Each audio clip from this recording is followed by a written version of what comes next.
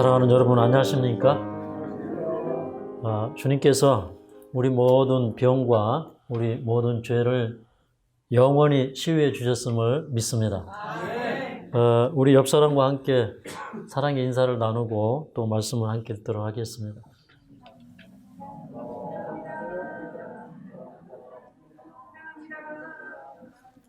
우리 민진 자매님이 염치 떼고 나왔다고 그러는데 염치를 계속 붙이고 계속해서 특장을 좀 해주셨으면 좋겠습니다.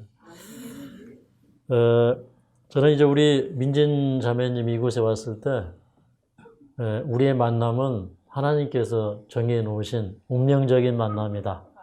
또 여기에 왔으니 나설 수밖에 없는 그런 그 운명을 가지고 왔다 이런 생각을 하고 이제 이 불치에 도전을 하게 되었습니다. 근데 이제 어느 날 이제 우리 집사람이 상처를 한번 보자고 이렇게 상처를 열어서 가슴에 상처를 보는데 상상 이상으로 온 가슴이 다 썩어 들어가는 그런 가운데 있고 또 이제 팔에 또 이게 전이가 되어서 팔을 한쪽 잘 쓰지 못하는 이제 그런 가운데 있는 것을 보게 되었습니다. 그러나 이제 하나님께서 이 젊은 하나님의 종을 회복시켜 주셔서 하나님 사업이 유용하게 쓰실 거라는 그런 믿음은 흔들리지 않았고 이제 꼭 한 달하고 한 3일쯤 지났습니다. 근데 오늘 보니까 이제 회복되고 있는 것이 확연하게 보이고 얼굴도 좋아지고 얼굴에 힘도 올라오고 또 무엇보다도 마음에 힘을 주셨습니다. 우리 하나님의 이런 놀라운 은총과 사랑을 인해서 감사드립니다. 이제 어제 또 우리 최성주 자매님이 이곳에 오셨는데 얘기를 이제 들어보니까 유방암에서 또 폐로 가고 또 흉수가 좀 있고 그다음에 그 옆구리 등 이런 데로 지금 전이를 타고 있는 것 같은데 그러나 저는 또 한 번 살아계신 하나님께서 우리 최성주 자매님에게 은총을 베풀어 주셔서 회복시켜 주시라고 그렇게 믿습니다. 어제 저녁에 또 우리 집사람이 강의할 때 이렇게 얼굴을 쳐다보는데 우리 정명선 사모님 얼굴이 좀 괴로운 얼굴이에요. 그래서 점심 먹은 게 고아부화가 걸렸나 왜 그럴까 하고 이제 아침에 길에서 만나서 물어봤더니 저녁에 이제 통증이 와서 이제 그런 모습을 하고 있었다고 해요. 근데 또 그 얘기를 들으면서 또 제 마음 가운데 어떤 생각이 드냐면 우리 이제 이곳에 몇몇 분들은 정말 하나님께서 함께 해주시지 아니하면 도저히 회복될 수 없는 그런 가운데 있습니다. 그럼에도 불구하고 제 마음속에는 여러분을 꼭 회복시켜야 되고 또 그 하나님께서 우리에게 함께 기도하도록 하셨고 우리는 서로를 위해서 중보해야 될 그런 책임과 사명이 있다는 생각을 갖게 되었습니다. 그래서 오늘 우리가 또 하나님의 말씀을 펴서 연구를 하지만 이 하나님의 말씀은 모든 믿는 자들에게 구원을 주시는 하나님의 능력이라는 사실을 깨닫고 이 말씀 속에서 우리가 다시 한번 구원받는 아름다운 역사가 있게 되기를 간절히 바랍니다. 제가 이제 오늘 창세기 4장에 가인과 아벨의 제사에 관해서 살펴보도록 하겠습니다. 근데 이제 이 본문의 말씀을 연구하다 보니까 이 말씀은 우리에게 너무나 중요한 말씀이다 하는 사실을 깨닫게 되었습니다. 가인과 아벨의 제사. 이제 우리는 이 말씀을 이제 읽으면서 왜 하나님께서는 아벨의 제사는 받으시고 가인의 제사는 받지 않으셨는가라는 질문을 하게 됩니다. 근데 이제 이런 그 질문에 대하여 성경은 스스로가 답을 해줍니다. 그런데 이제 오늘 이 본문의 말씀을 통해서 우리에게 이 무엇이 구원인지, 무엇이 죄인지, 어떻게 보면 이제 죄론, 구원론 이런 것들을 전부 이 창세기 4장에서 보여주고 있기 때문에 오늘 이제 이 말씀을 통해서 우리가 뚜렷한 구원의 진리를 본문 가운데서 발견하게 되시기를 간절히 바랍니다.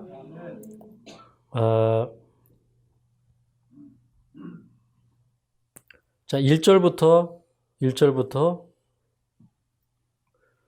먼저 6절까지 읽어보도록 하겠습니다. 창세기 4장 1절부터 6절까지 함께 읽겠습니다. 시작. 아담이 그 아내 하와 동침하매 하와가 잉태하여 가인을 낳고 이르되 내가 여호와로 말미암아 등남하였다 하니라. 그가 또 가인의 아우 아벨을 낳았는데 아벨은 양치는 자이었고 가인은 농사하는 자이었더라. 세월이 지난 후에 가인은 땅의 소산으로 제물을 삼아 여호와께 드렸고 아벨은 자기도 양의 첫 새끼와 그 기름으로 드렸더니 여호와께서 아벨과 그 제물은 연락하셨으나 가인과 그 제물은 연락하지 아니하신지라. 가인이 심히 분하여 안색이 변하니 여호와께서 가인에게 이르시되 네가 분하여 하면 어쩌이며 안색이 변하면 어쩌이냐. 자, 이제 이 말씀을 보시면서 우리가 어떻게 보면 참 유치한 질문 같기도 하지만 우리도 이런 질문으로 좀 시작을 해보도록 하겠습니다. 자, 하나님께서 왜 가인의 제사는 받지 않으시고 아벨의 제사는 받으셨을까요? 근데 사실은 이제 이 질문에 대한 본질은 질문 자체가 본질을 벗어났습니다. 왜 그러냐면 여기 이 본문의 말씀을 읽어보면 이렇게 기록이 되어 있어요. 5절에 보면 가인과 그 제물은 연락하지 아니하신지라 이렇게 얘기했고 그 다음에 4절에 보면 아벨은 자기도 양의 첫 새끼와 그 기름으로 드렸더니 여호와께서 아벨과 그 제물은 연락하셨으나 그렇게 얘기하고 있어요. 지금 여기 제물이 연락된 것을 먼저 언급하고 있습니까? 아니면 사람이 연락된 것을 먼저 언급하고 있습니까? 사람, 그죠? 사실은 이제 제물보다 하나님께서 먼저 보신 건 무엇입니까? 사람이죠, 그죠? 그러니까 제물보다 더 중요한 건 사람이었죠. 네. 그래서 이제 이 말씀을 잘 읽어보니까 아벨은 하나님께서 연락하셨는데 가인은 연락하지 않으셨어요. 그것을 드러낸 증표가 뭐냐면 이제 아벨이 드린 제물은 하나님께서 이제 아마도 이제 하늘에서 불이 내려와서 그 제물을 살으심으로 말미암아 받아들이셨고, 그 다음에 가인이 드린 제사는 하나님께서 응답하지 않으셨어요. 근데 사실은 가인이 먼저 이 제사를 드렸습니까? 아벨이 먼저 드렸습니까? 가인이 먼저 드렸어요. 그죠? 가인이 형이었고, 사실은 이 제사 드리는 방법에 대해서 누가 먼저 교육을 받은 거예요? 네, 가인이 먼저, 형이 먼저 교육을 받고 있었고, 그 제사의 의미에 대해서 잘 알고 있었어요. 그 다음에 이제 사실 이 제물은 같이 드려진 제사였을까요? 아니면 따로따로 드려진 제사였을까요? 네? 두 제단을 놓고 이제 나란히 드렸을까요? 아니면 다른 시기에 다른 장소에서 드렸을까요? 어떤 것 같아요? 같이 드렸을 것 같아요? 자, 그러면은 4절을 좀 읽어보도록 하겠습니다. 4절에 보니까 뭐라고 했냐면 아벨은 자기도 이렇게 얘기를 했어요. 아벨은 자기도. 그러니까 동시에 드렸을까요? 따로 드렸을까요? 따로. 왜요? 형이 드리는 걸 보고 아벨도 나도 드려야 되겠다. 이런 그 깨우침과 자각이 있었습니다. 그래서 이제 그 나중된 자가 먼저 되고 먼저 된 자가 나중될 수 있습니다. 아벨은 나중되었지만, 그런데 오늘 이 본문의 의미를 조금 더 살펴보기 위해서 우리 히브리서 11장으로 가도록 그렇게 하겠습니다. 히브리서 11장. 자, 히브리서 11장 4절. 이 말씀을 잘 읽어보면 이 말씀 속에 또 우리가 지금까지 물어보고 대답한 답이 또 들어있습니다. 자, 신약성경 365쪽 히브리서 11장 4절입니다. 자, 읽도록 하겠습니다. 시작. 믿음으로 아벨은 가인보다 더 나은 제사를 하나님께 드림으로 의로운 자라 하시는 증거를 얻었으니 하나님이 그 예물에 대하여 증거하심이라. 저가 죽었으나 그 믿음으로써 오히려 말하느니라. 여기 보니까 이제 뭐라고 말씀을 했냐면 믿음으로 아벨은 가인보다 더 나은 제사를 하나님께 드림으로 그렇게 얘기했어요. 그러니까 아벨의 제사와 가인의 제사 이게 제물의 종류나 제물의 성격에 문제가 있었어요, 없었어요?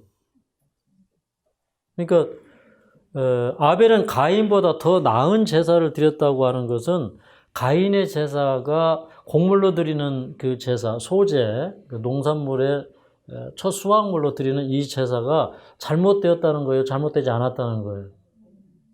잘못되지 않았다는 거죠. 왜 그러냐면 그건 제사 방법이 아니다 이렇게 얘기하지 않고 뭐라고 했어요? 더 나은 제사를 드렸다 그렇게 얘기를 했어요. 그러면은 이 아벨은 가인보다 더 나은 제사를 드렸는데 거기에 무엇이 있었다는 거예요? 믿음이 있었다는 거예요. 그러니까 이 성경은 성경 자체가 해석을 해야죠. 우리가 성경에서 보니까 왜 하나님께서 가인의 제사는 안 받으시고 아벨의 제사는 받으셨어요? 뭐의 차이였어요? 믿음의 차이였다. 네. 그런데 이제 이 본문 가운데서 굉장히 놀라운 얘기를 우리가 보게 됩니다. 사실 하나님께서 그 제물을 받으실 때 사실 사람을 먼저 받으셨어요. 그죠? 아벨을 먼저 받으시고 그 아벨의 믿음의 증거가 하나의 그가 믿음으로 드린 제물이었는데 그 믿음의 증거로서의 제물을 하나님께서 받으신 겁니다. 맞죠? 예. 사실 뭐 예배가 먼저입니까? 아니면 믿음이 먼저입니까? 예. 똑같은 얘기죠. 예. 우리가 이 아벨이 믿음으로 제사를 드린 거나 우리가 믿음으로 예배를 드리는 거나 똑같은 얘기죠. 그러니까 예배에 믿음이 빠지면 아무것도 아니죠. 제사에 믿음이 빠지면 안 되죠. 그런데 여기 믿음은 참으로 놀라운 역사를 일으키는데 믿음으로 아벨은 가인보다 더 나은 제사를 하나님께 드림으로 의로운 자라 하시는 증거를 얻었으니 그렇게 얘기했어요. 근데 이제 이 말씀 속에서 우리가 빼먹지 말아야 되는 놀라운 하나님의 말씀은 무엇이냐면 이제 믿음으로 제사를 드렸는데 그 믿음으로 말미암아 아벨이 어떤 사람이 되었어요? 의롭게 되었어요. 의인이 되었어요. 맞습니까? 그래서 그가 의로운 자라 하시는 그런 하나님께서 너는 이제 의로운 자라 그렇게 하실 때 정말 이 아벨은 의인이 되었을까요? 단지 그런 칭호만 받았을까요? 이렇게 됐다고 믿으십니까? 왜 그러냐면 마태복음 23장 35절에 의인 아벨이라고 예수님께서 말씀하셨어요. 아벨을 누구라고 했다고요? 의인이라, 의인 아벨이라 그렇게 얘기했어요.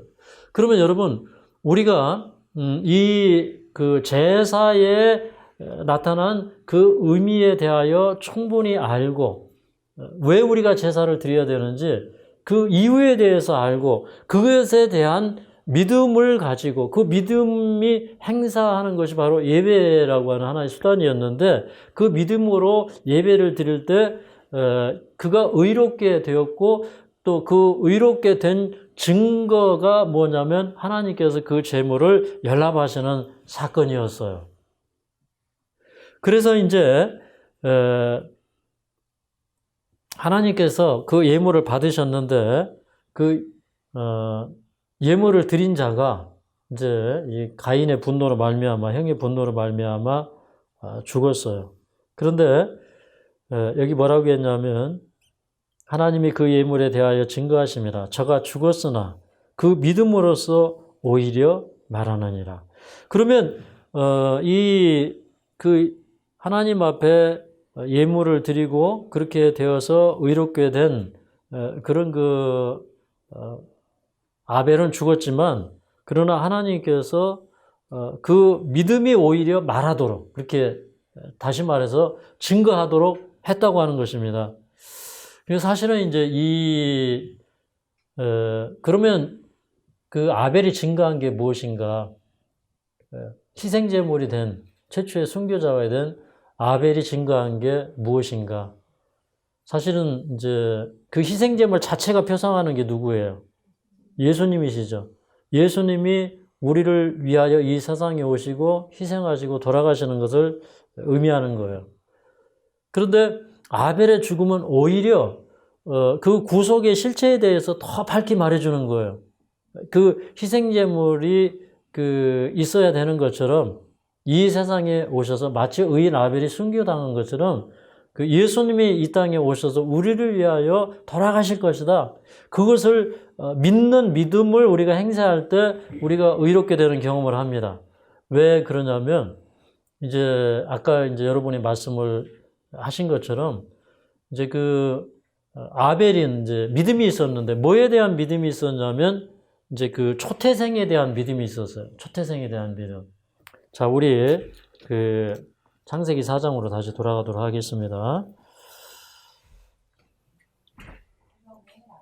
자, 3절, 4절을 다시 읽어보면 그 제물들이 어떤 제물이었냐면 여기 3절, 4절에 보면 세월이 지난 후에 가일은 땅의 소산으로 제물을 삼아 여호와께 드렸고, 그러니까 민수기 18장에도 보면 이제 그 소재에 대해서 얘기를 하는데, 그러니까 땅의 그 첫 번째 뭐 소산, 그 첫 번째 농산물, 뭐 첫 번째 수확하는 뭐 곡류나 이제 첫 번째 수확물들, 이것은 이제 하나님 앞에 제물로 드리도록 했고, 그 다음에 이제 아벨이 자기가 이제 양치는 자가 되어서, 뭐 형은 농사하는 자였지만 자기는 양치는 자가 되어서 양의 첫 새끼와 그 기름을 태워서 드렸다, 그렇게 얘기를 했어요. 근데 이제 이 모든 그 사람이든지 짐승이든지 처음 난 것은 다 여호와께 속했어요. 그러면 이제 이것을 우리는 이제 사람은 이제 장자라 그렇게 얘기하고, 그 다음에 뭐 짐승은 초태생이다 이렇게 얘기하고, 그 다음에 이제 이 농산물은 첫 수확물이라고 이렇게 얘기하는데, 이런 모든 첫 것들이 상징하는 게 뭐예요? 네. 하늘의 장자이신, 하늘의 첫 번째이신 예수님이 이 세상에 오셔서 희생당할 것을 얘기를 하는 겁니다. 근데 이제 이 제사의 이제 근본적인 배경을 우리가 더 깊이 들어가 보면, 여러분, 아담과 하와가 죄를 지은 다음에, 하나님께서 이제 아담과 하와를 에덴 동산 밖으로 이제 추방을 하셨습니다. 그런데, 사실은 이제 아담과 하와가 에덴 동산에서 추방된 것은 무엇 때문에 추방이 되었습니까? 하나님께서 먹지 말라고 한 선악과를 따먹고 하나님의 율법을 범해서 이제 죄의 삭선 사망이 그들에게 이제 이르러 오게 되었죠. 근데 이 창세기에 이렇게 보면, 사실 이제 하나님께서 아담과 하와에게 죄를 물으신 다음에 아담과 하와에게 이 저주를 하셨습니까? 안 하셨습니까? 안 한 것이 확실합니까? 네. 그러면 뭐가 저주를 받았죠? 뭐가? 네. 땅. 네, 땅이 또 저주를 받고 또 뱀이 저주를 받았죠. 그래서 이제 창세기 3장 14절에 보면 뱀이 저주를 받고, 그 다음에 17절에 보면 땅이 저주를 받았어요. 그런데 아담과 하와는 저주를 안 받았어요. 다시 말하면 이제 죄책과 형벌을 하나님께서 내리시는데 오히려 이렇게 뱀에게, 그 죄의 장본인인 뱀에게 이제 저주를 내리시고, 그 다음에 땅에게 저주를 내렸어요. 근데 사실은 저주는 누가 받아야 돼요? 아담과 하와가 첫 번째로 받아야 돼요. 그러면 그 저주의 문제를 어떻게 해결하셨습니까? 네? 노동에? 노동? 이제 노동이라고 하는 것이 그게 여러분 노동이 저주입니까? 축복입니까? 그 노동 자체를 저주라기 보기가 힘들어요. 왜 그러냐면 그것이 죄의 결과를 마주하게 하심으로 말미암아 이제 그 죄를 생각나게 하는 하나의 축복의 수단이었죠. 근데 그건 죄의 삭선 사실은 노동이 아니라 뭐예요? 사망이고 그다음에 죽음이어야 돼요. 그런데 그 죽음을 누가 받으셨어요? 예수님이. 그래서 이제 우리 창세기 3장에 보니까 여기 이제 창세기 3장 21절에 보니까 여호와 하나님이 아담과 그 아내를 위하여 가죽옷을 지어 입히시니라 그렇게 얘기했어.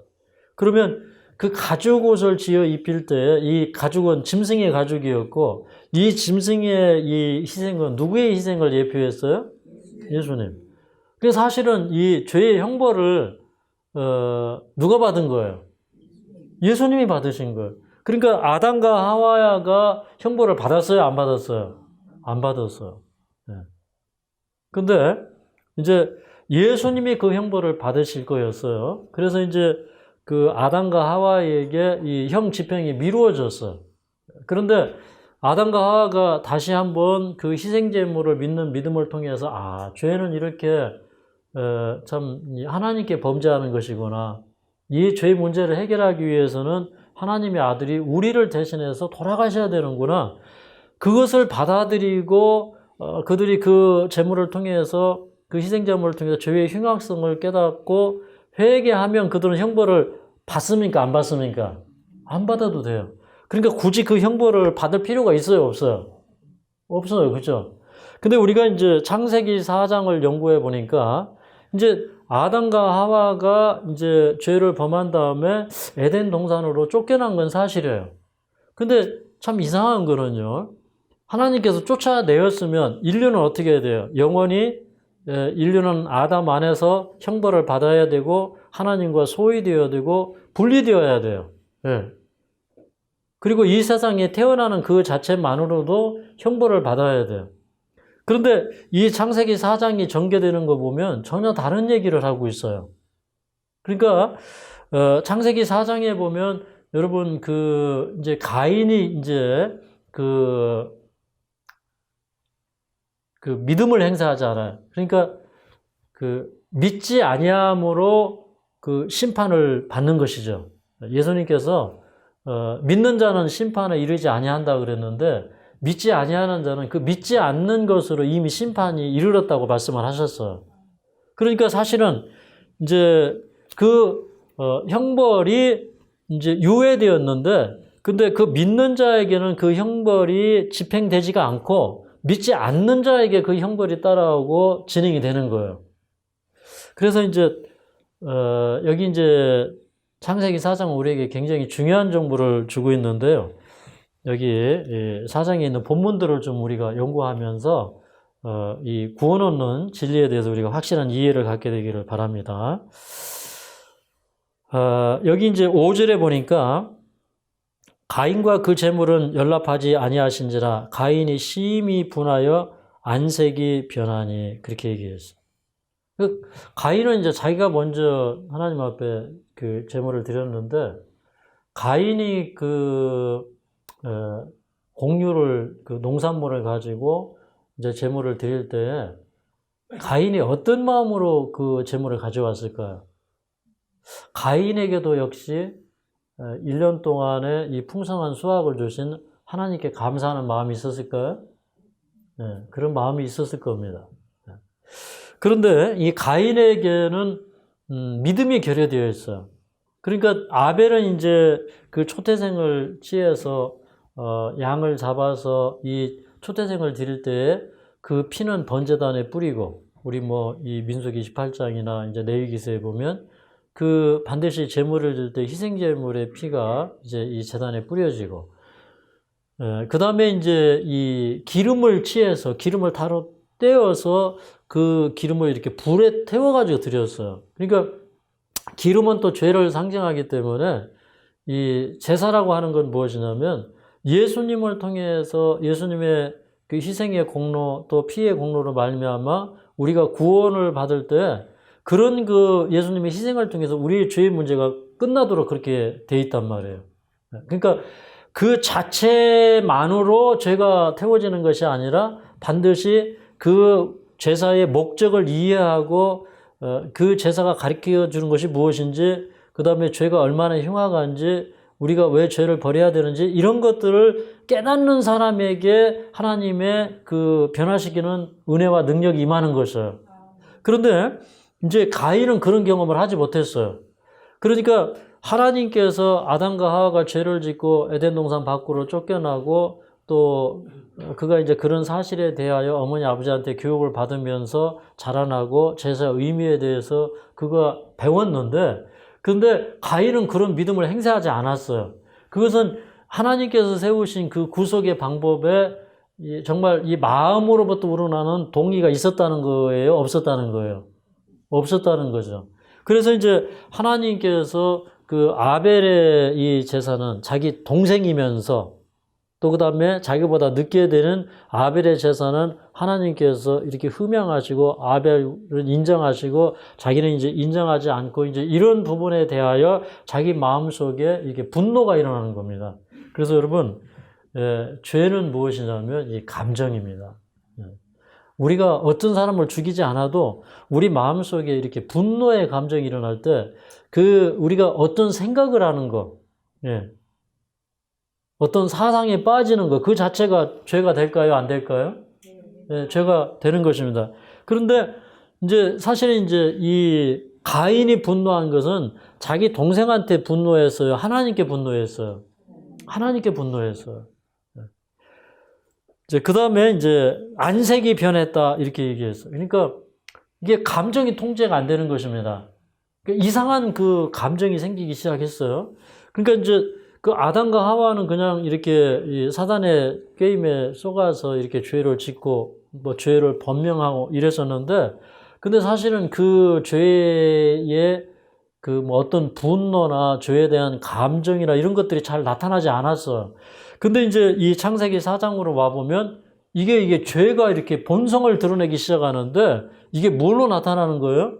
하나님에 대한 어떤 그 분노, 그 다음에 하나님에 대한 적대감, 그 다음에 컨트롤할 수 없는 감정, 이런 것들이 생기기 시작하는 거예요. 그러니까 이게 죄가 참 무섭죠. 죄가 이제 그 정체성을 드러내는 겁니다. 그런데 여기 6절에 보니까 여호와께서 가인에게 이르시되 내가 분하여 하면 어쩌이며 안색이 변하면 어쩌이뇨, 그렇게 얘기를 하십니다. 근데 여기 보니까 자, 인간이 죄를 짓고 에덴 동산 밖으로 쫓아냈는데 인간이 영원히 소외되고 분리되고 버려진 게 아니라 누가 찾아오시는 거예요? 하나님이 찾아오시는 거예요.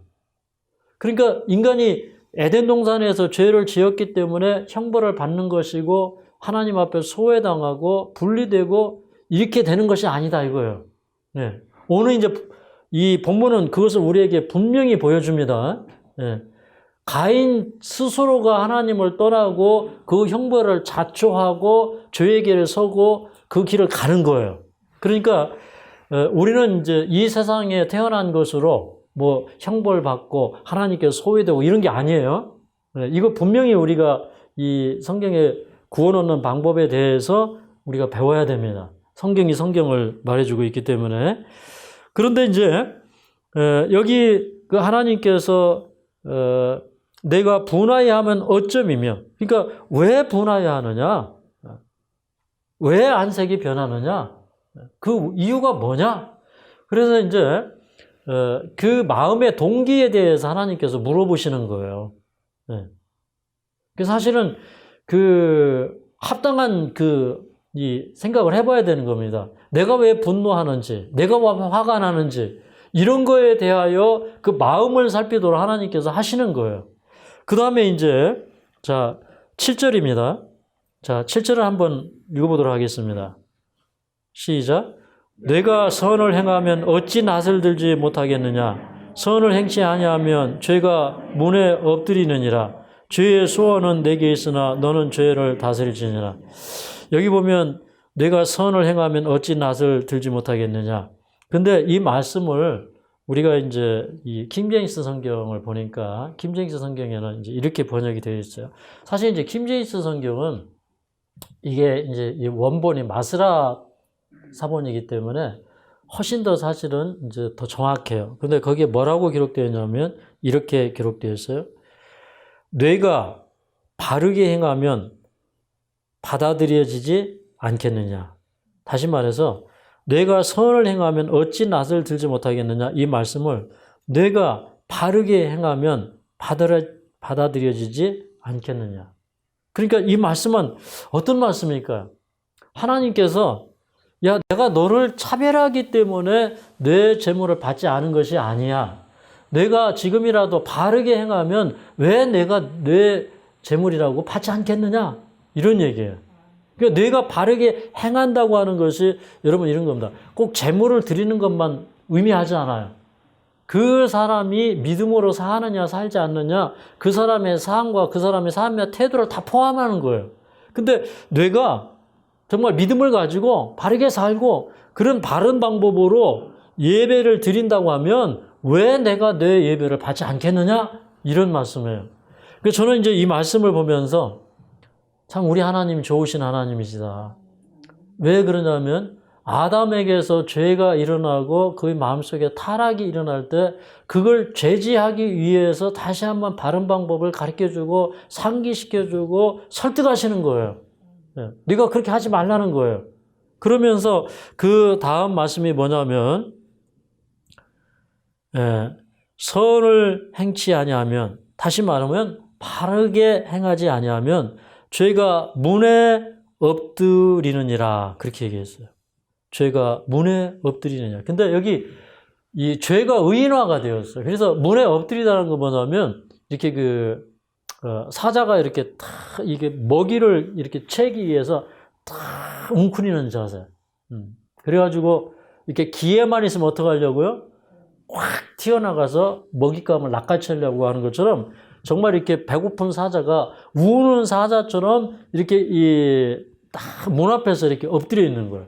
그러니까 이제 이 마음문을 열고 이제 죄를 허용하고 이제 허락하는 순간에 그러니까 죄라는 것은 내 마음속에 어떤 동의가 있어야 돼요. 네. 죄는 그냥 이루어지는 게 아닙니다. 내가 선택하고 내 동의가 있어요. 그렇게 해서 문을 딱 여는 순간에 어떻게 할까요? 이 웅크리고 있었던 이 사자가 탁 와서 짐승이 이렇게 웅크리는 것처럼 이렇게 이 죄는 아주 강력한 힘을 가지고 우리가 죄를 짓기를 동의하는 순간에 어떻게 해요? 우리를 낚아채는 것입니다. 네. 그러니까 죄는 참 무서운 겁니까? 그러니까 죄의 흉악성에 관해서 사단의 정체에 대해서 죄의 정체에 대해서 지금 하나님께서 친히 설명을 해 주시는 거예요. 그러면서 죄의 소원은 내게 있지만 그러니까 여러분이 이런 겁니다. 죄의 욕망, 죄의 본성 이런 것들이 사람들에게 있어요. 그죠? 근데 뭐라고 했냐면 너는 죄를 어떻게 해라? 다스릴지니라 그렇게 얘기했어요. 이게 이 다스리라는 건 뭐냐면 죄가 왕노릇하라는 거예요. 내가 왕노릇하라는 거예요. 내가 왕노릇하라는 거예요. 근데 그 로마서 7장에 보면 내 속에 내가 알지 못하는 내가 있어. 우리 그 로마서 7장을 좀 한번 가보도록 하겠습니다. 로마서 7장. 자, 로마서 7장 20절부터 있는 말씀. 신약 성경 248쪽부터 보겠습니다. 로마서 7장 20절부터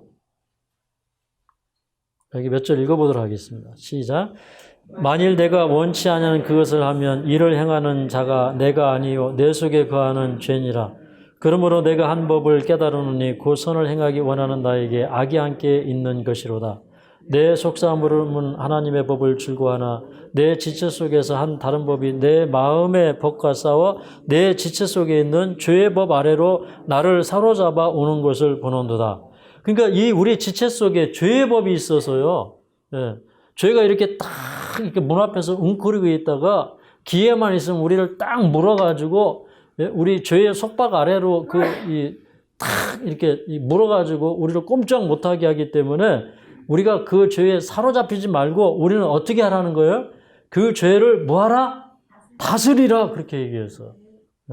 근데 사실 그 죄를 다스릴 능력을 하나님께서 우리에게 주시는 거예요. 복음에는 능력이 있습니다. 어떤 능력이 있어요? 죄를 다스릴 수 있는 능력이 있단 말이에요. 그 능력을 우리는 믿음으로 받아야 되는 것입니다. 그 능력이 예수님께 있기 때문에 그렇습니다. 그러니까 이런 말씀을 보니까 가인이 이렇게 범죄하고 하나님께서 세우신 그 예배의 방법을 거절하고 이렇게 할 때에 하나님께서는 가인에게 오셔서 가인과 직접 대화하시고 설득하시고 이런 걸 우리가 보게 되는 거예요. 그러니까 아담과 하와가 죄를 범한 다음에 에덴 동산으로 딱 추방한 다음에 아담과 하와를 버리신 것도 아니고 그 후손들을 버리신 것도 아니에요. 근데 하나님의 생명의 사역은 계속되었어요. 왜 그러냐면 여기 4장 1절에 보면 이런 말씀이 있죠. 아담이 그 아내 하와와 동침하며 하와가 잉태하여 가인을 낳고 이르되 내가 여호와로 말미암아 등남하였다 하는지라 그렇게 얘기했어요. 그러니까 내가 여호와로 말미암아 등남하였다는 건 뭐예요? 하나님께서 그 아담과 하와와 그 후손들에게 하나님의 은총을 거두신 것이 아니라 지금 하나님께서는 계속해서 은총을 베푸시고 생명의 역사를 계속 시작하시는 거예요. 그러니까 그들에게 어떤 생명을 거두신 것이 아니고 계속 생명의 역사가 진행되고 있는 거예요. 그런데 우리가 그 생명의 역사를 거절할 때 그 생명에서 우리는 분리되는 것이에요. 그래서 우리가 거절하지 않으면 계속해서 생명의 역사는 지금까지 영장되고 있는 거예요. 맞습니까? 그러니까 죄의 삭슨 사망이라고 하는 자연적인 죽음은 우리가 이제 받았지만 그러나 그 죄의 삭슨 사망이라고 할 때 그 사망은 둘째 사망, 영원한 형벌, 그것을 포함하고 있는데 그 형벌을 받은 사람은 이 우주 전체에서 단 한 사람밖에 없어요. 누가 그걸 받았어요? 예수님만. 근데 그 안에 죽은 악인들까지도 아직 그게 집행이 됐어요? 안 됐어요? 아직 안 됐죠. 언제 집행이 돼요? 이제 최종적으로 둘째 사망 때 그게 집행이 되잖아요. 그 사람들의 그 삶의 행적, 예수님을 믿었느냐, 믿고 의로운 생애를 살았느냐, 살지 않았느냐, 그게 이제 최종적인 결정을 하게 되는 거예요. 근데 이제 또 8절에 보니까 이제 이런 얘기를 합니다. 자, 8절을 함께 읽어보도록 하겠습니다. 시작. 가인이 그 아우 아벨에게 고하니라. 그들이 들에 있을 때에 가인이 그 아우 아벨을 쳐 죽이니라. 여기 보면 이제 가인이 그 아우 아벨에게 고했다. 그러니까 여기 이제 가인이 그 아우라 그렇게 있어요. 아우라고 하는 거는 한 형제라는 거예요. 그러니까 사실 하나님께서 이제 그 아우라고 하신 건 뭐냐면 이제 나중에 이제 이 아우를 죽인 다음에 하나님께서 10절에 보면 내 아우라 그렇게 얘기해요. 그리고 또 9절에도 보면 내 아우 아벨이 어디 있느냐 이렇게 부르시거든요. 그러니까 아우라는 거는 뭐냐면 한 형제라 이 말입니다. 옛날에 이제 형님한테는 그 재산을 2배를 주었어요. 장남한테는 다른 아들에 비해서 재산을 2배를 주었어요. 근데 왜 재산을 2배 주었을까요? 네? 제사장이라고요? 제사들이라고요? 네. 네? 어이구, 우리 민준이가 요새 뭔가 좀 이렇게 지금 신통하고 있습니다. 영적인 통찰력이 생겼어. 동생 잘 돌보라고 2배 준 겁니다. 그러니까 어떤 영적인 직분이라고 하는 것은 다른 사람에게 축복을 나누어주기 위해서 있는 것이지 그 축복을 자기가 어떤 그 특채를 가지고 특권을 누리라고 준 것이 아니에요. 맞습니까? 그래서 우리가 영적인 장자가 되는 것은 또 어떻게 보면 진리를 알게 되는 것은 다른 사람들에게 진리의 선물을 나누어 주도록 하기 위해서 진리를 주시는 겁니다. 그러니까 진리는 자기만을 위한 진리가 아니에요. 보편적인 진리이고 모든 사람이 공감할 수 있는 게 진리입니다. 맞습니까? 그런데 이제 그 아우에게, 그러니까 아우의 의미를 잘못 이해를 하고 이 자기 동생이 자기가 하나님께 대하여 반감을 가진 것에 대해서 박수 쳐주고 인정해 주기를 바란 거예요. 근데 그것에 대해서 아벨에게 얘기를 하니까 아벨은 뭐라고 했을까요? 조금 전에 하나님께서 내가 바르게 행하면 받아들이지 않겠느냐. 그 말을 누구도 하는 거예요? 아벨도 하는 거예요. 형님, 형님이 그 제사를 드릴 때 형님의 제사에는 뭐가 빠졌다는 거예요? 믿음이 빠졌다. 물론 거기에 피가 빠지고 어린 양이 빠진 건 사실이에요. 왜 그러냐면 곡물로 드리는 제사에도요. 거기에도 피가 있고 거기에도 희생제물이 있는 거예요. 왜 그래요? 초태생이신 그분이 이 세상에 오셔서 우리를 위해서 이 희생당하실 것을 표현하는 믿음이 그 곡물 제사에도 나타나야 되는 거예요. 그런 의미에서 이 가인의 제사는 정말 곡물 제사가 문제가 아니라 거기에 믿음도 없고 그 피도 없고 그다음에 그 자기 죄뿐만 아니라 자기는 자기 형벌로 이 죄의 형벌로 말미암아 자기는 죽을 수밖에 운명이기 때문에 회개하고 구원받아야 된다는 그런 믿음이 싹 빠진 거죠. 근데 이제 그런 것에 대해서 아벨이 동의하지 않으니까 이제 들에 있을 때 그들이 들에 있을 때 그렇게 얘기했어요. 그러니까 아벨에게 얘기를 했는데 아벨이 동의를 안 해요. 그래서 어떻게 했냐면 그 후 그들이 들에 있을 때 그런 거예요. 그런데 우리 이제 그 70인역 성경, 그 다음에 뭐 RSV, NIV, 뭐 사마리아 오경, 또 벌게이트 버전 이런 그 성경들은 이제 그 아벨이 그 형의 이 그 간구에 의해서 어떻게 보면 이제 가인이 그 아벨을 데리고 이제 들로 나갔다고 하는 그런 의미로 그 번역을 했어요. 그러니까 그 들로 데리고 나간 거예요. 그러니까 엄마 아버지가 없는 그런 곳으로 이렇게 그 동생을 유인해서 데리고 나간 거예요. 그 들로 나아가던 그런 의미가 이제 그 70인여 성경에는 있는 것입니다. 그 다음에 들에 있을 때 가인이 그 아벨을 쳐 죽이니라 그랬어요. 그러니까 이거는 이제 우발적인 살인이에요. 고의적인 살인이에요. 제가 볼 때는 다분히 의도적이고 고의적인 살인이에요. 그 다음에 이제 그 아무도 모르게 이게 해버렸기 때문에 엄마 아버지가 알아요, 몰라요? 모르는 상황이 돼버린 겁니다. 그런데 이제 9절에 이제 좀 9절을 읽도록 하겠습니다. 9절 시작. 여호와께서 가인에게 이르시되 내 아우 아벨이 어디 있느냐? 그가 하루되 내가 알지 못하나이다. 내가 내 아우를 지키는 자니까. 자, 내 아우, 내 형제, 내 피부치 어디 있느냐? 그러니까 이렇게 물으시는. 그러니까 하나님이 지금 이제 몰라서 물어봅니까? 알면서도 물어봅니까? 그러니까 지금 이렇게 들로 나가서 고의적으로 계획된 살인에 대해서 하나님이 지금 알고 계시는데 어디 있느냐 물어보는 것은 그래도 하나님께서 이놈 이렇게 딱 안 하시고 어디 있느냐 이렇게 말한 것은 어떤 의도였을까요? 네가 지금 엄청난 죄를 저질렀구나. 그러니까 이 죄에 대하여 여러분 사실 누가 충격을 먹은 거예요 지금? 네? 하나님이 충격을 먹은 거예요. 그죠? 굉장한 이런 그 죄가 일어나는 걸 보면서 이제 하나님께서 이제 놀라신 겁니다. 근데 그가 뭐라고 그러냐면 나는 모릅니다. 그러면서 내가 내 아우를 지키는 자니까 이렇게 물어봐요. 그러니까 그 하나님께서 아우라고 했을 때 이제 그런 부분에 대하여 가인의 마음속에 이렇게 감지되는 게 있는 거예요, 없는 거예요? 네? 전혀 없는 거예요, 그죠? 내가 뭐 내 아우를 지키는 자입니까? 뭐 또 그런 의미도 있죠. 뭐 그런 놈이 내 동생입니까? 그런 놈은 내 동생 아닙니다. 뭐 이런 의미도 있는 거죠.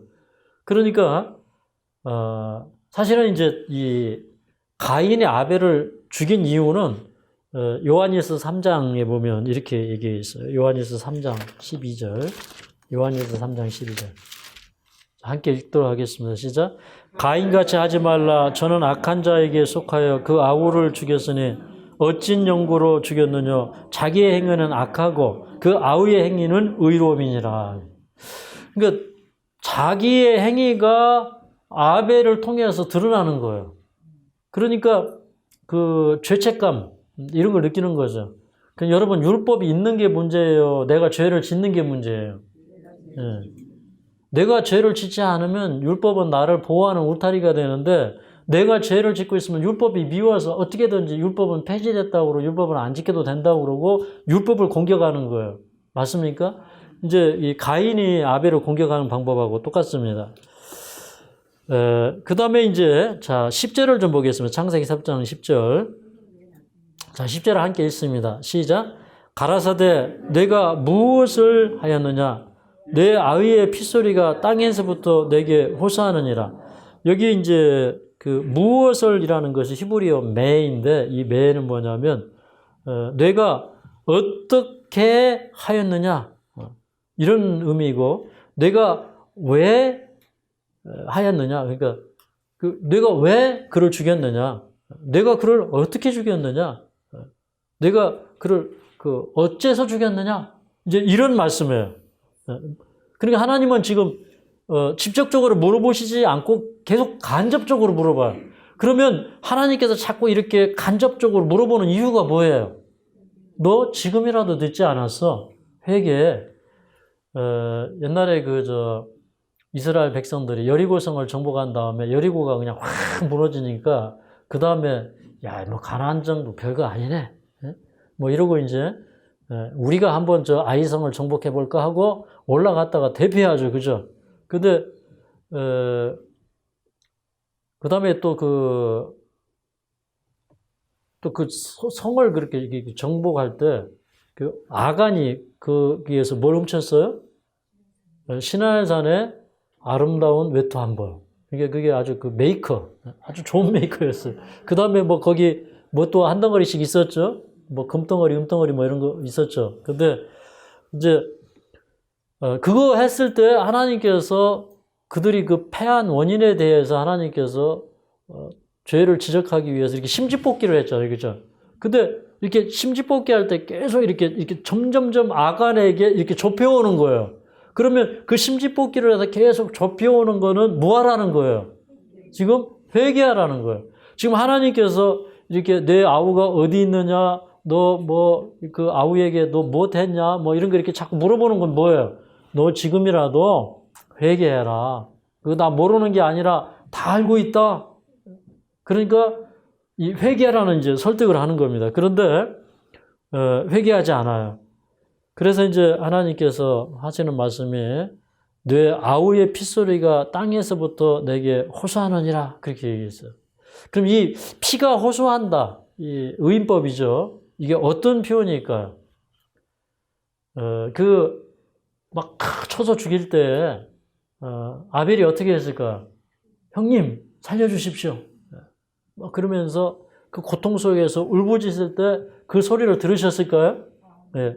그것도 뭐 피의 호소이겠고 또 하나는 뭐냐면 우리가 주지 않은 이렇게 품꾼의 삭시 소리 지른다 그런 말씀이 있죠. 네. 그러니까 품꾼의 삭시 소리 지른다는 건 뭐예요? 사람들이 억울하잖아요.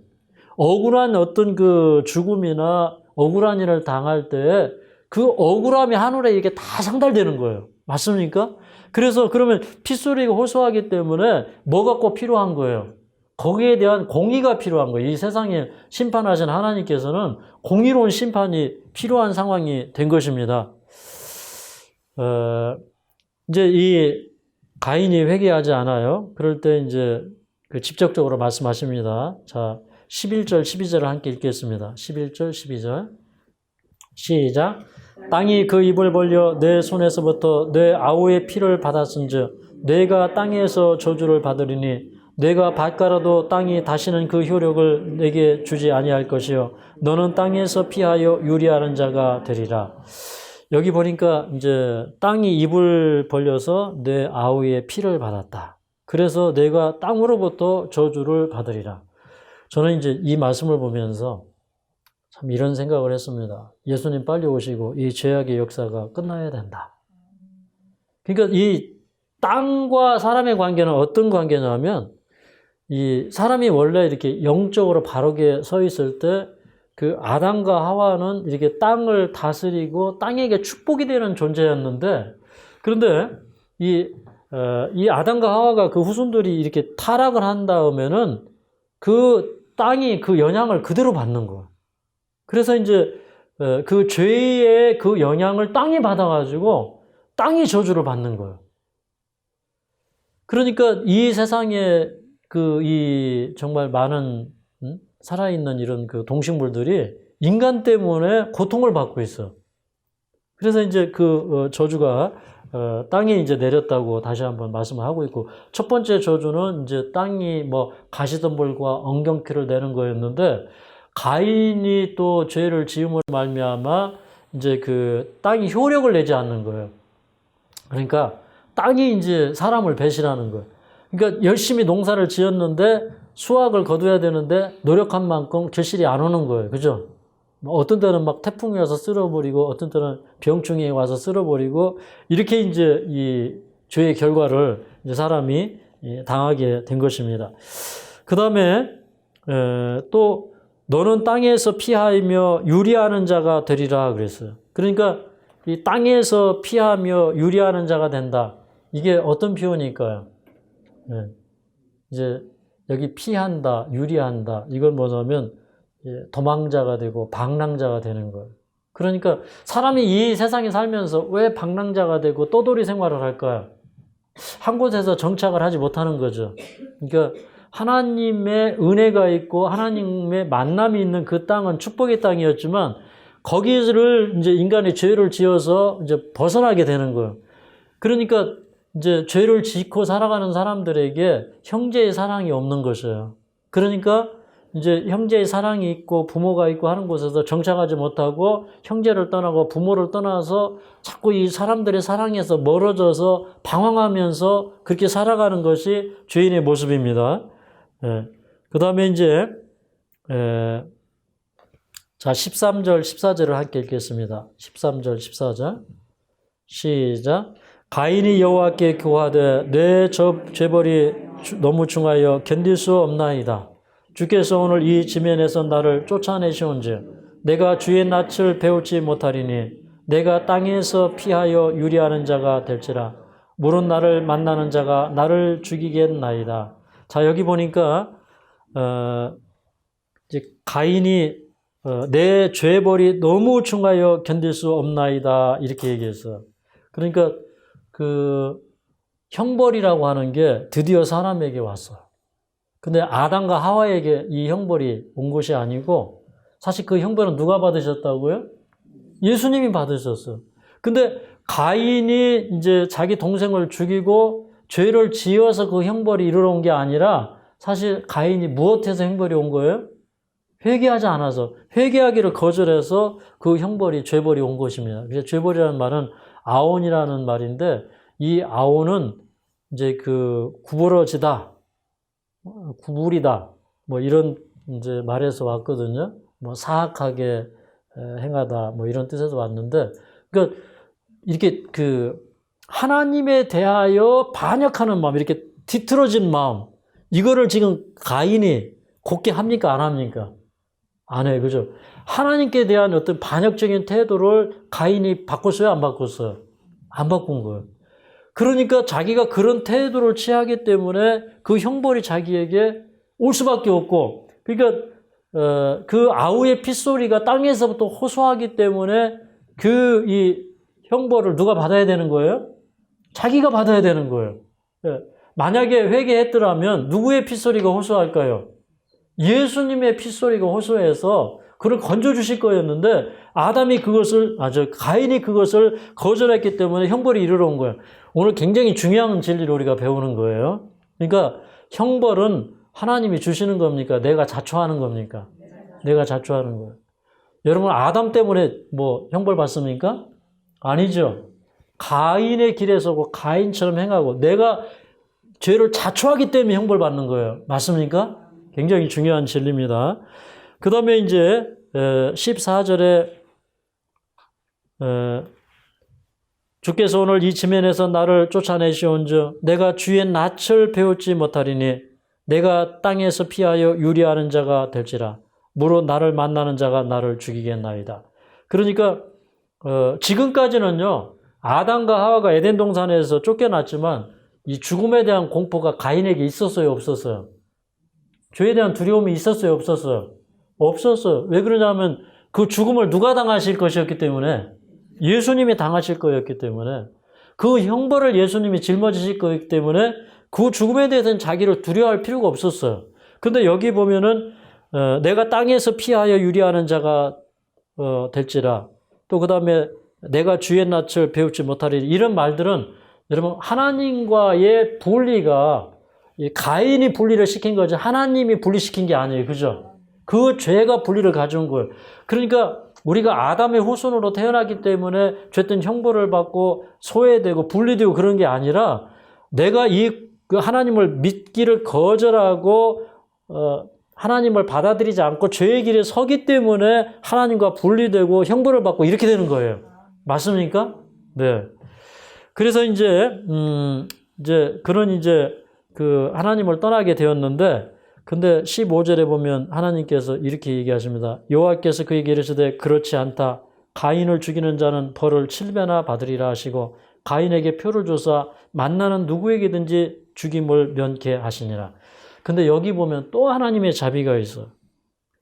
근데 이게 이제 자기 동생을 죽였기 때문에 자기가 지은 죄 때문에 또 다른 사람들에 의해서 자기도 죽임을 당할 수가 있는 거예요. 네. 그러니까 뭐 여자 형제들도 있죠. 여기 다 언급은 안 됐지만 남자 형제들은 없었겠지만 이제 여자 형제들이 있고 그다음에 이제 앞으로 계속 이제 자녀들이 태어나고 할 때 이제 그에 대한 두려움이 있는 것이죠. 그런데 여러분 하나님께서는 이렇게 피의 보복을 허락하셨어요. 근절시켰어요. 네. 비록 살인자지만 사람이 살인자에 대하여 보복하면 돼요? 안 돼요? 안 돼요. 그러니까 사실 그 심판은 누가 하시는 거예요? 하나님이. 그러니까 가인조차도 죽이지 않았어요. 그건 뭐냐면 가인에게 그래도 하나님께서 유예기간을 주시고 가인의 생명을 보호하시면서 가인에게 최종적인 시간을 또 하나님이 허락해 주시는 거예요. 그러니까 이 하나님의 자비하심을 우리가 맛볼 수 있습니까? 네. 그래서 이제 그 죄의 결과가 확연히 드러날 때까지 그걸 하나님께서 참으시는 거예요. 저는 이제 이 말씀을 이제 오늘 드리면서 참 이게 이 죄악의 역사가 이렇게 시작된 그런 배경들을 보니까 야, 죄는 참 참혹하고 두려운 것이다. 그러면서 이때 이미 하나님께서는 이 가인이 죄를 졌을 때 가인을 돌이키시기 위해서 어떤 일을 행하셨고 어떤 자비를 베푸셨는가, 얼마나 참고 인내하고 기다리셨는가, 이걸 이제 우리가 하나 발견하게 되었고요. 그 다음에 또 하나는 아벨은 자기가 드린 그 제사를 인하여 의롭게 되었고 또 그 의롭다 하시는 증거가 하나님께서 연락하시는 하나의 그런 그 행위였다는 것입니다. 그렇기 때문에 오늘 우리는 정말 하나님께 믿음으로 나아가면, 참다운 그 예배로 하나님께 나아가면 우리도 의롭게 될 수 있다. 그리고 하나님의 은혜로 말미암아 사실 뭐 죄의 형벌이나 사망이나 죄책이나 이런 것도 우리가 당할 필요가 없다고 하는 것입니다. 자, 말씀을 마치도록 하겠습니다. 비바람이 칠 때와 물결로 필 때에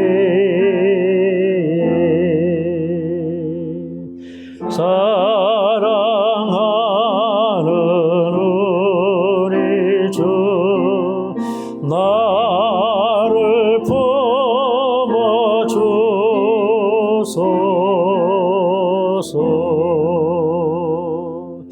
풍파 지나가도록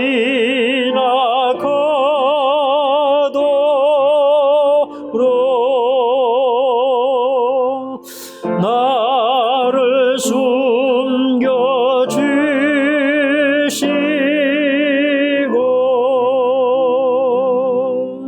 안식 얻는 곳으로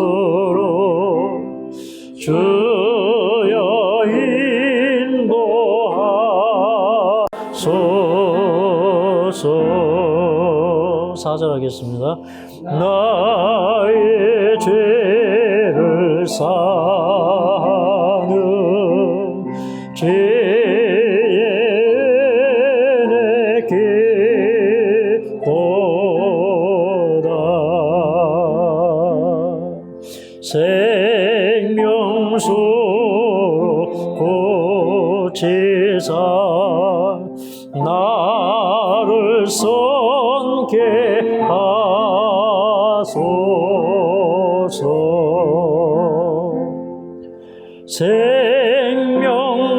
생명물은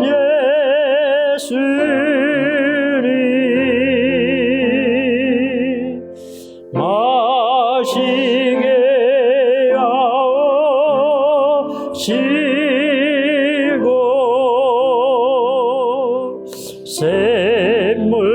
샘물처럼 내 맘이 솟아나게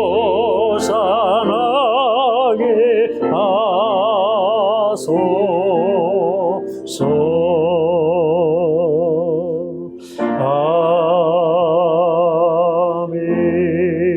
아멘.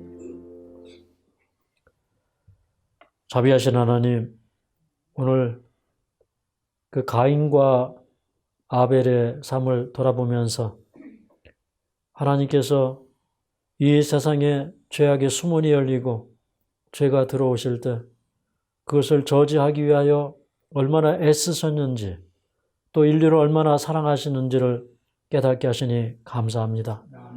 사랑하는 주님, 참으로 우리가 이 세상에 많은 잘못된 가르침에서 벗어나기 위하여 온전히 성경에 눈을 뜨는 역사 있게 하여 주시옵소서. 우리가 참으로 진리대로 하나님을 믿음으로 말미암아 영원한 생명을 얻는 저희들 되게 하여 주시옵소서. 아벨은 믿음으로 하나님 앞에 제사함으로 말미암아 그가 의롭다 하시는 증거를 얻게 되었습니다. 참으로 우리도 우리 이 예배를 통하여 또 하나님을 믿는 믿음으로 통하여 우리가 의롭게 되고 또 병 가운데 나음을 입고 치유되고 새로운 생애를 살기를 원합니다. 계속해서 우리와 함께하여 주시옵소서. 또한 이 재단에 나와는 모든 심령마다 참으로 그 아벨에게 임했던 심령 임하게 하여 주시옵소서. 하나님 앞에 철저하게 회개하고 오직 믿음으로 말미암아 새롭게 함을 받을 수 있다고 하는 그런 경험이 우리 속에서 계속해서 일어나고 이 교회에서 하나님 앞에 예배드리는 모든 사람들의 병이 치유됨으로 말미암아 하나님께 크게 영광 돌리게 하여 주시옵소서. 특별히 이 시간 질병 가운데 하나님 앞에 나온 주님의 자녀들 주님 축복하시고 위로하여 주시옵소서. 또 그 모든 병에서 자유케 함을 주시옵소서. 오늘 예배드리는 모든 분들 주님의 생명책에 다 기록하신 줄 믿습니다. 완쾌케 하여 주시고 이 세상을 살아가는 모든 날 동안에 하나님이 친히 울타리와 보호자가 되어 주시옵소서. 오늘도 우리가 주님의 은혜의 땅에 거하기를 원하오며 예수님의 이름으로 간절히 기도하옵나이다.